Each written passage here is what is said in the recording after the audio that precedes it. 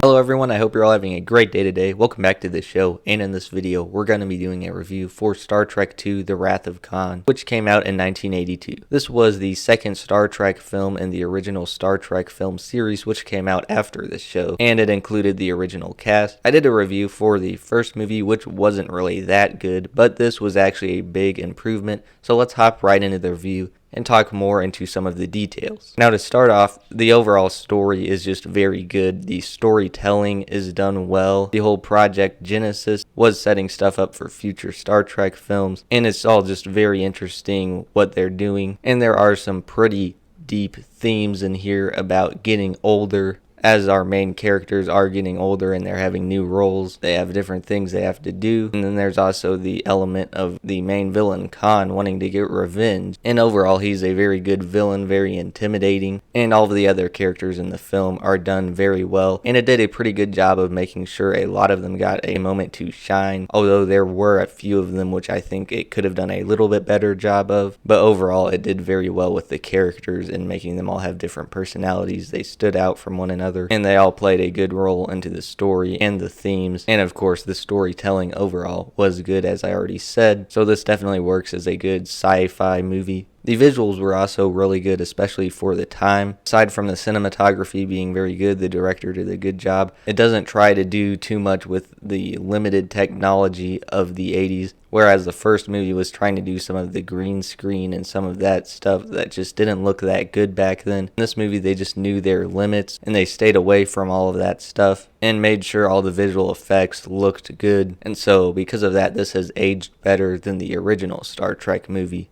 And the pacing was also a huge improvement. I believe this is shorter, but there's a lot more plot points, a lot more stuff that happens in here. It's more jam-packed, and it's overall just a way more interesting story, whereas the first movie was really just a reunion with the cast. In this movie, they actually had to go through the effort of making a movie, because that's how they would have to sell more tickets. And you can just definitely tell they put effort into here.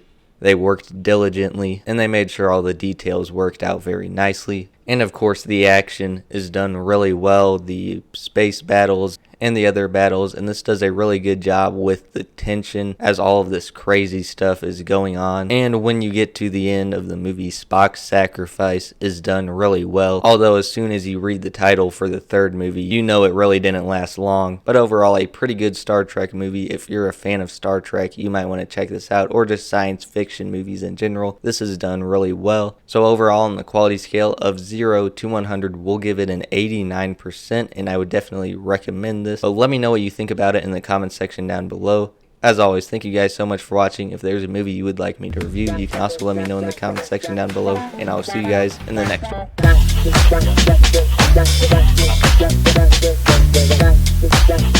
one.